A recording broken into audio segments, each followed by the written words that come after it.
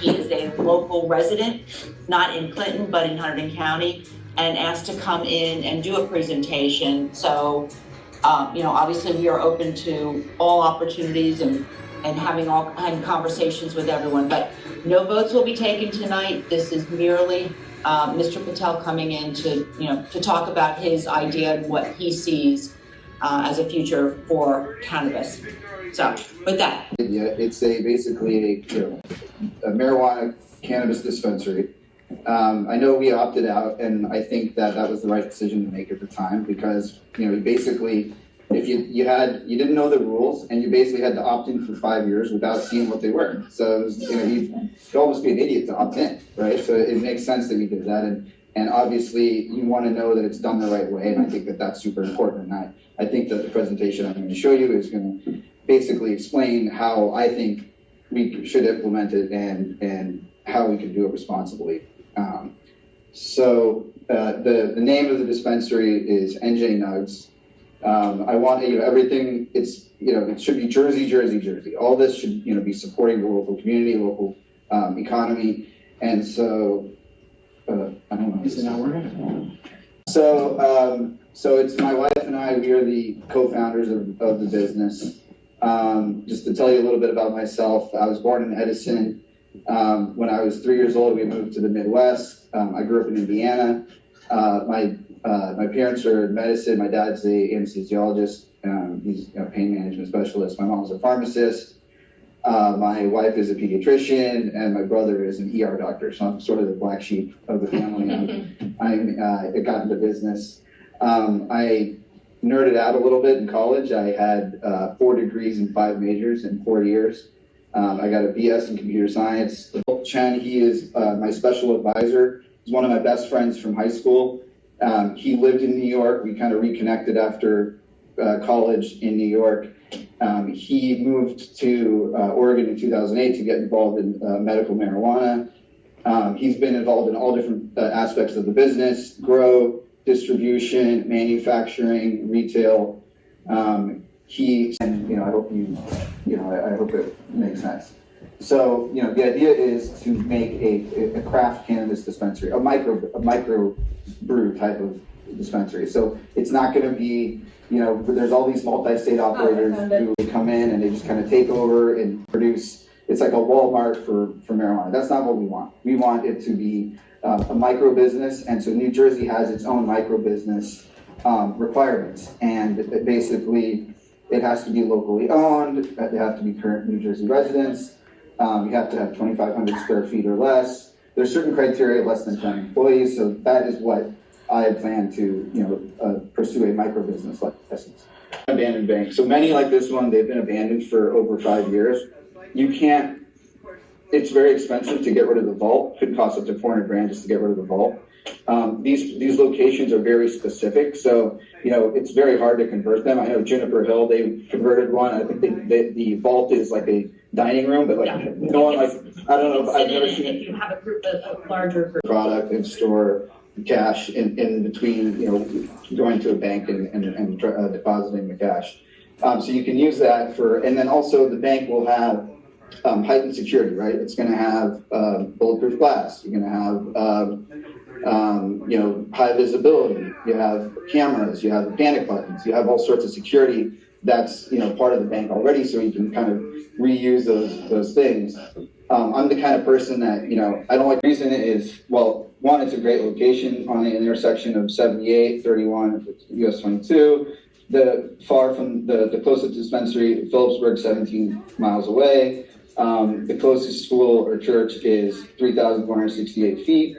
The drug-free zone for New Jersey was 1,000 feet, but I think Janice told me last time that there is no drug-free zone anymore. Now it's just up to the municipality. The school is Hunterdon State School. That's 4,224 feet.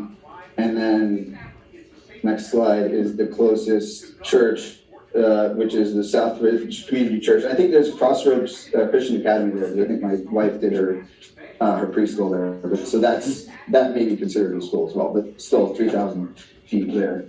The closest electronic charger, the Hampton Inn, the one that I said only has two spots. And then the closest supercharger is the Wawa, which is 12 miles away. Okay, so basically, why the EV charging? Well, first of all, if you look at what's the market telling you? Tesla has a market cap bigger than the top 10 automakers combined.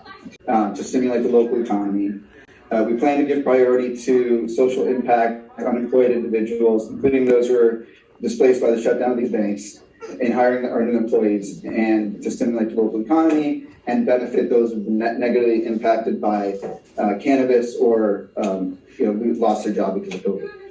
Municipality cannabis tax. Everyone's like, oh, 10%, that's too much. We want to give you more.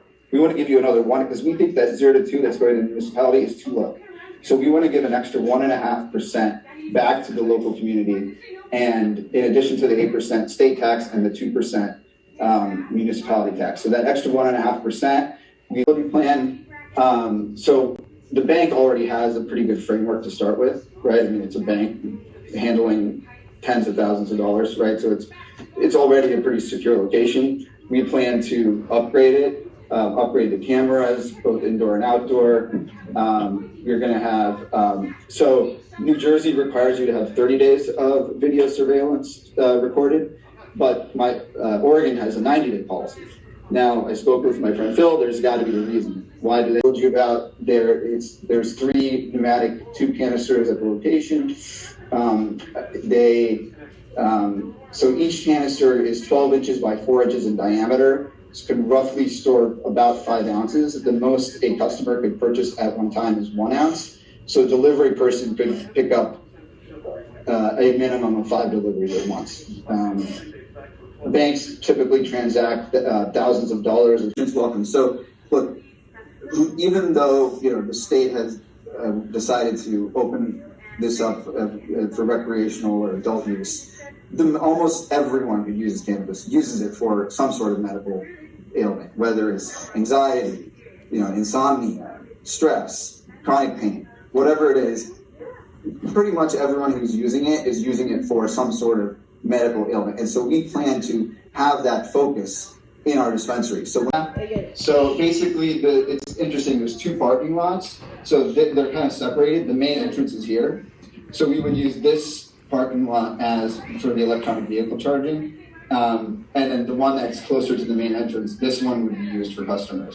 Serving as chairperson of the Economic Development Committee, this is Liz Halpin, who we're here to take a few minutes of your time and explain why we have asked for more time on your March 23rd council meeting to present, I'll say, path forward for Clinton and revenue generator, make our life a lot easier.